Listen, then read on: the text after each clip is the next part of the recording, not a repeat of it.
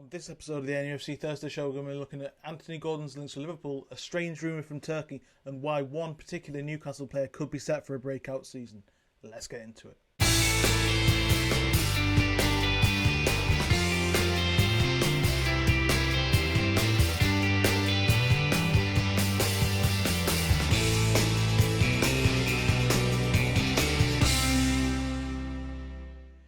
Hello, welcome back to the NUFC Thursday Show. Thanks so much to everybody who joined my live stream yesterday. It was a real roaring success and not something I was really expecting. I was curious and a little bit anxious to see if I'd be by myself, but about 40 people at peak joined, about 500 views, including playbacks now. Really pleased with that. A few more subscribers, so please continue to like, share and subscribe.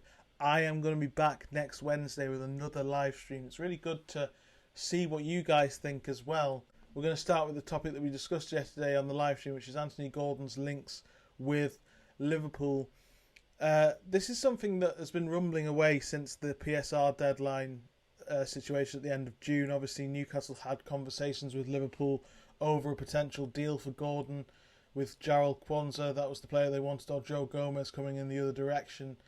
And those conversations have stopped, but the rumours have still swirled. And Newcastle really don't want to sell Anthony Gordon. Whether they have room for him and have the financial capabilities to take him in a market where Newcastle don't need to sell, that's the difference between where they were a month ago to where they are now.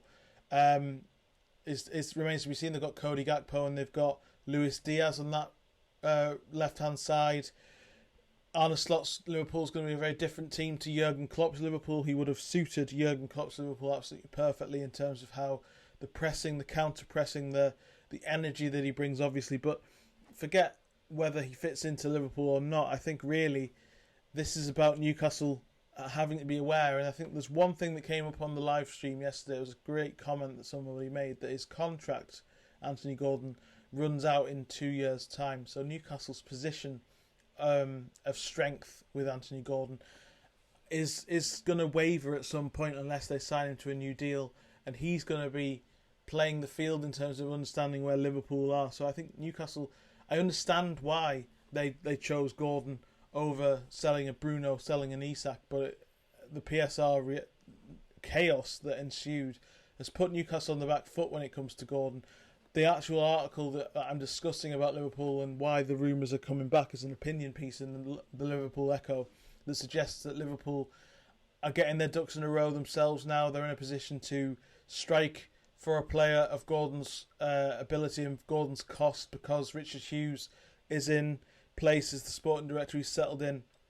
Slot's settled in as manager now. So their structure there and their way of working is now set. And Newcastle know all about that, obviously, with Paul Mitchell coming in around a similar time to Hughes starting work, and how that's going to work with Eddie Howe. We've spoken about that to death on this channel, so I won't go back into that. But I think that's as far as this has gone so far. I don't think Anthony Gordon's going to push for a move, because a bit like Howe with England, a bit like Bruno with Man City maybe, it makes no sense to make any actions towards a move unless something concrete is going to happen. And I'm not convinced Liverpool will come to the table with a strong enough offer to tempt Newcastle into a sale that would make it worth Anthony Gordon kicking up a fuss about a move, because his situation is the way it is, and he's probably looking at it, if he really wants this Liverpool move, I hate to say it, but with 2 years on his contract, he's got the power play, and that's only going to grow. We've spoken about contracts on yesterday's show, and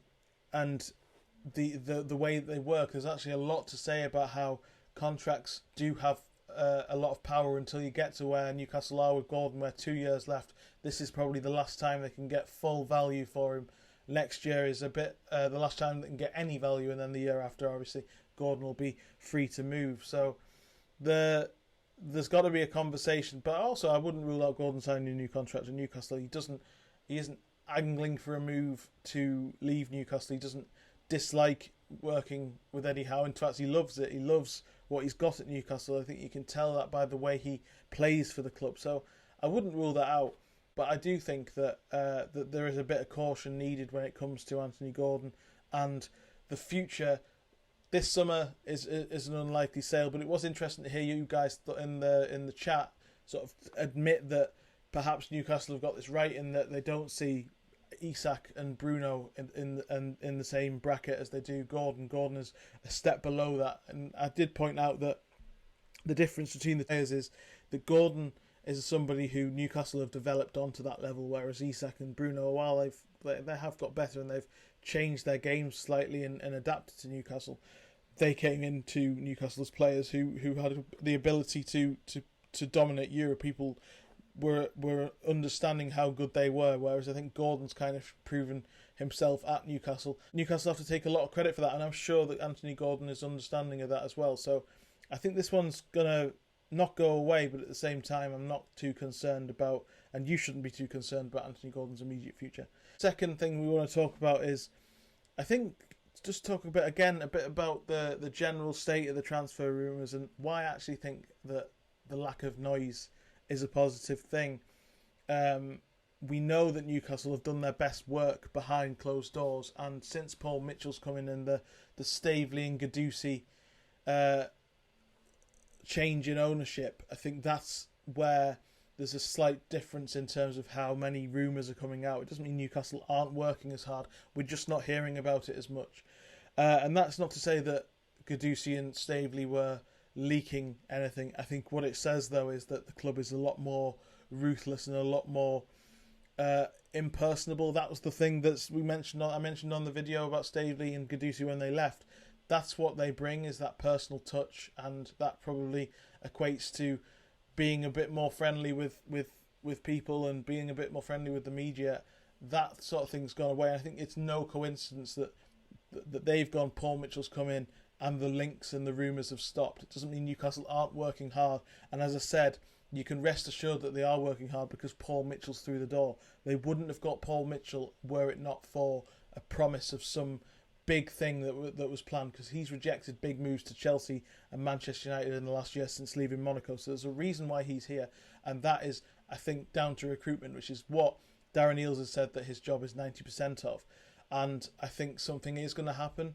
We'll see what will happen in the next couple of weeks. I understand the fretting and I understand the nerves, but I don't think Newcastle are sitting on their laurels here. They're definitely in a position where they're looking for deals. We know that they're interested in Malak Thiaw.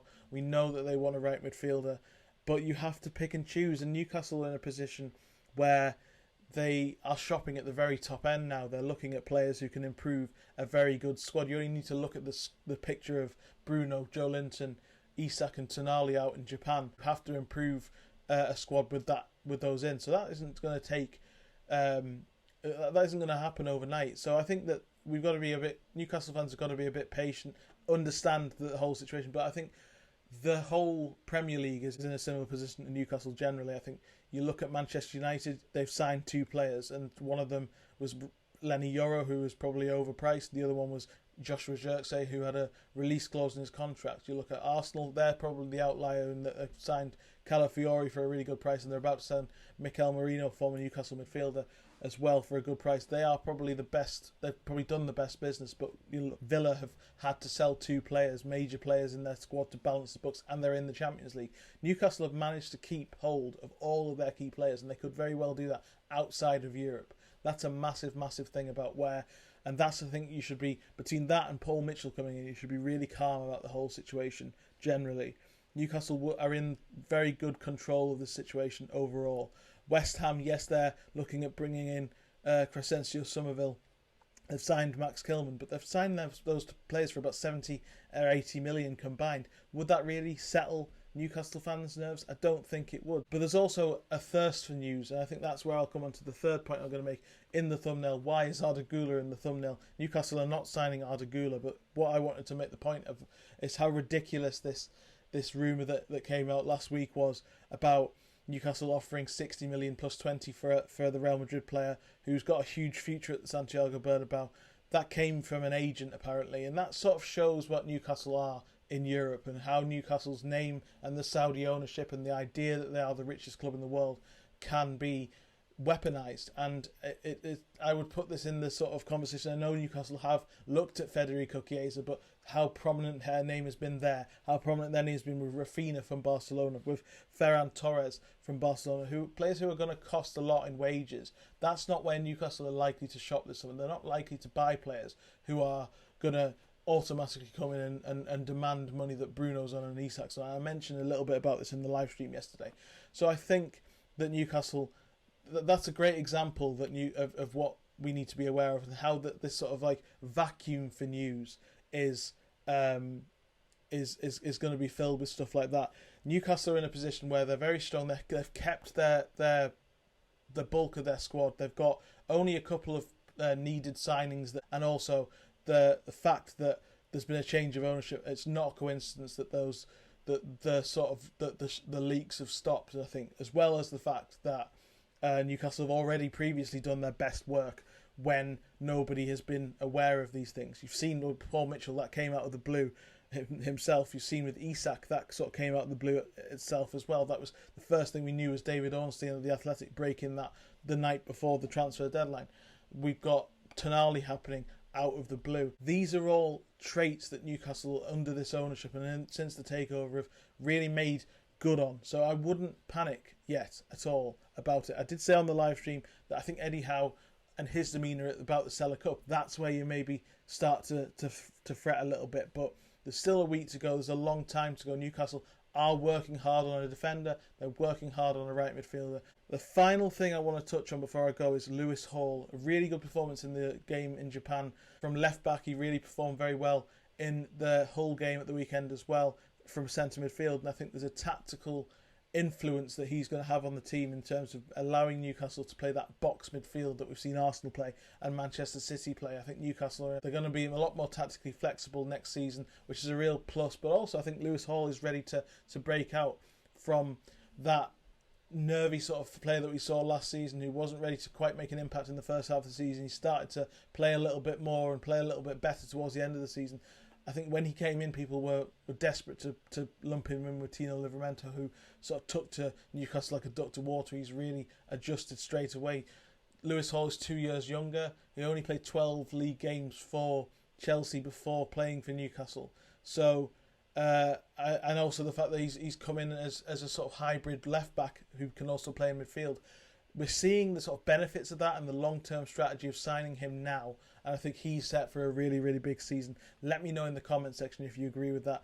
Also, yeah, I'm going to be back next Wednesday, hopefully, with another live stream, so do get involved with that as well. Like, share and subscribe. See you on Monday for the Monday show. Cheers.